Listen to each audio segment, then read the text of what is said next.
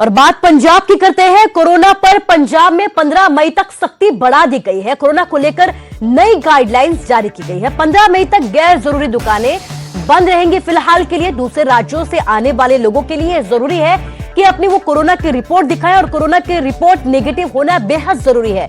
72 घंटे से पहले दिखानी होगी कोरोना की रिपोर्ट जो नेगेटिव होनी चाहिए। 2 हफ्ते पुराना वैक्सीनेशन सर्टिफिकेट दिखाना भी बेहद जरूरी बताया गया है। सभी रेहड़ी चालक, रिक्शा चालकों का RT-PCR होगा। 4 पहिया वाहन जैसे कि कार, टैक्सी में सिर्फ और सिर्फ 2 सवारी ही बैठ सकेंगे।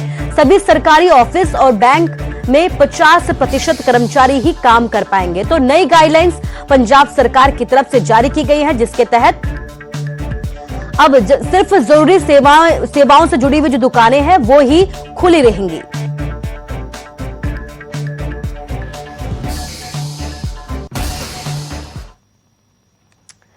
तो नई गाइडलाइंस जारी की गई है क्योंकि लगातार पंजाब में भी केस बढ़ते जा रहे हैं। पिछले 24 घंटे की अगर बात करें तो 157 मरीजों की यहां पर मौत हो गई है कोरोना की वजह से। कोरोना की वजह से 7,327 नए केस दर्ज किए गए हैं। भटिंडा की अगर बात करें तो 582 नए केस यहां से सामने आए हैं। 18 लोगों ने यहां पर दम तोड़ दिया है। लुधियाना में 1,404 नए केस सामने आए हैं। 17 मरीजों की मौत हो गई है। अमृतसर में 344 नए केस सामने आए हैं। 15 की मौत हो गई है। मोहाली में 1045 नए केस दर्ज किए गए हैं। 7 की मौत हुई है। संगरूर में 209 नए केस सामने आए हैं। 12 लोगों ने यहां पर दम तोड़ दिया है। पटियाला में 602 नए केस सामने आए हैं। 9 लोगों की मौत हो गई है। जालंधर में 725 केस सामने आए हैं। 8 लोगों की मौत हो गई है। तो पंजाब में भी तेजी के साथ आंकड़े बढ़ रहे हैं, लेकिन ये आंकड़े आपको डराने के लिए नहीं बल्कि सचेत करने के लिए है कि सावधानी बरतें और अपने घरों में रहें।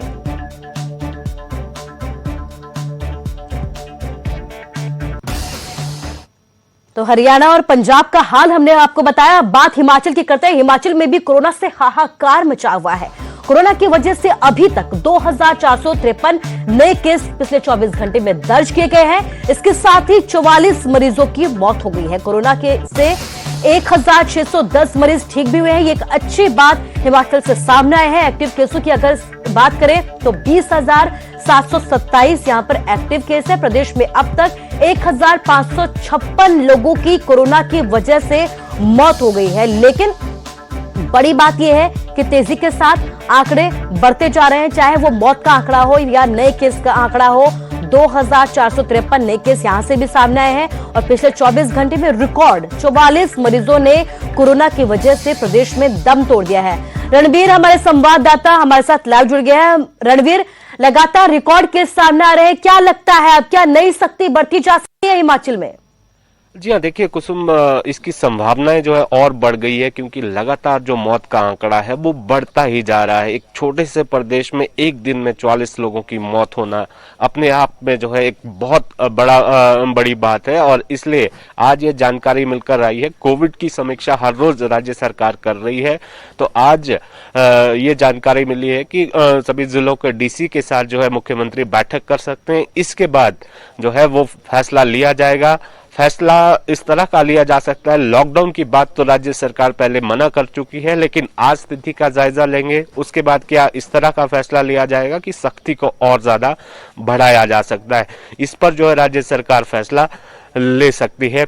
दोपहर तक इसमें जो है तस्वीर आज साफ हो जाएगी। लेकिन जहां तक कोरोना के लगातार बढ़ते मामले हैं वो परेशान करने वाले हैं क्योंकि हर रोज अब जो है 2000 से ज्यादा मामले लगभग पिछले 4-5 दिनों से देखने को मिल रहे हैं और मौत का आंकड़ा लगातार बढ़ रहा है। जो स्वास्थ्य सुविधाओं की बात करें कुछ वो भी जो है सरकार कह तो रही है कि सारी चीजों की सुविधाएं हैं, लेकिन हालत किस तरह की है वो सरकार को पता है। अस्पताल में डॉक्टर किस तरह से काम कर रहे हैं, ओवरबर्डन है वो। अगर वेंटिलेटर्स की बात करें, ये खबर निकल कर आई है कि हमीरपुर में वेंटिलेटर ना होने की वजह से एक भाजपा नेता की ही मौत हो गई है। ऐसी जो है खबर निकल कर आई है। राजधानी शिमला की बात करें, हिमाचल का सबसे बड़ा अस्पताल है IGMC और करीब 150 से ज्यादा मरीज जो है वहां पर भर्ती है।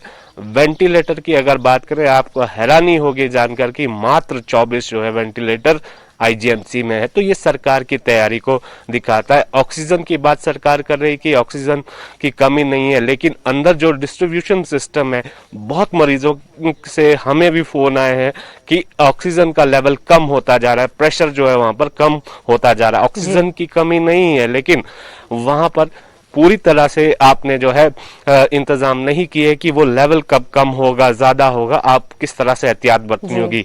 अब जिस तरह से ये मामले लगातार बढ़ रहे हैं, बंदिशें भले ही सरकार जो है लगा ले और आगे लॉकडाउन की जैसी स्थिति सरकार शायद ऐसा नजर आ रहा है कि लॉकडाउन की जैसी स्थिति हिमाचल में हो सकती है, क्योंकि बंदिशें इतनी कड़ी की जाएगी। लेकिन जहां तक स्वास्थ्य सुविधाओं की बात है, डॉक्टरों की कमी का मसला है, उसको लेकर अभी भी सरकार जो है माथापच्ची कर रही है कि किस तरह से जो है वो सेवाएं जो है सुचारू करनी है, उन कमियों को जो है किस तरह से पूरा करना है।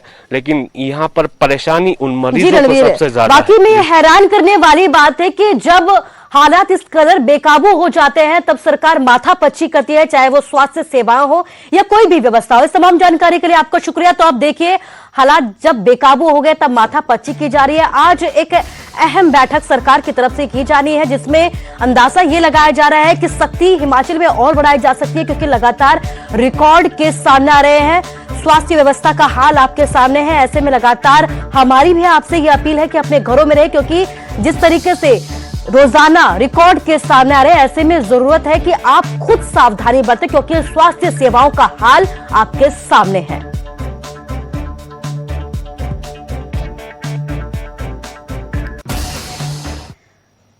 बात सियासत की करते हैं। कुमारी सैलजा ने सर्वदलीय बैठक बुलाने की मांग की है। मुख्यमंत्री बिना देरी किए इस वक्त बैठक बुलाए। कुमारी सैलजा की तरफ से यह बयान सामने आया है। कांग्रेस नेता है, लोगों को कालाबाजारी का सामना करना पड़ रहा है, ये कहना है कुमारी सैलजा का। ऑक्सीजन को लेकर कालाबाजारी की जा रही है। सभी हालात पर विपक्षी नेताओं की भी नजर है और विपक्षी नेताओं के साथ सरकार की तरफ से यह चर्चा भी की जानी चाहिए, ये जवाबदेही होनी चाहिए, ये है कुमारी सैलजा का। कांग्रेस, हरियाणा कांग्रेस की नेता है, प्रेसिडेंट है यहाँ पर, और इसके साथ ही सर्वदलीय बैठक बुलाने की मांग की है। सरकार पर यह आरोप लगाया है कि लापरवाही बरती जा रही है। इसके साथ ही जवाबदेही तय करने की बात भी कही है, चर्चाओं की बात कही है।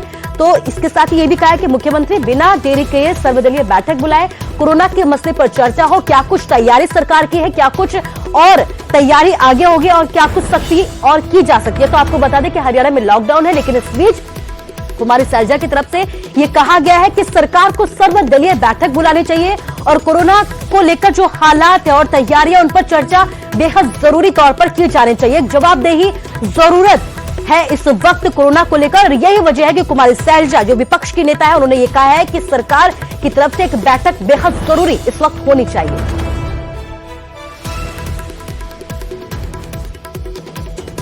मुख्यमंत्री जी से मांग करते हैं कि वो बिना विलंब के सर्वदलीय बैठक बुलाएं, सभी विपक्ष की पार्टियों के नेताओं से बातचीत करें, उनसे सहयोग लें और जो हरियाणा में स्थिति है, ज़मीन पर है, जिस तरह की खामियां हैं, जो लोगों को जिनका सामना करना पड़ रहा है, चाहे कालाबाजारी है, चाहे बेड्स उपलब्ध ना हो, चाहे ऑक्सीजन की कमी हो, हर तरह की समस्याओं को डिस्कस करें ताकि एक समाधान निकल सके और सभी लोग इस लड़ाई में, कोरोना की लड़ाई में पूरा मिलकर कार्य करें।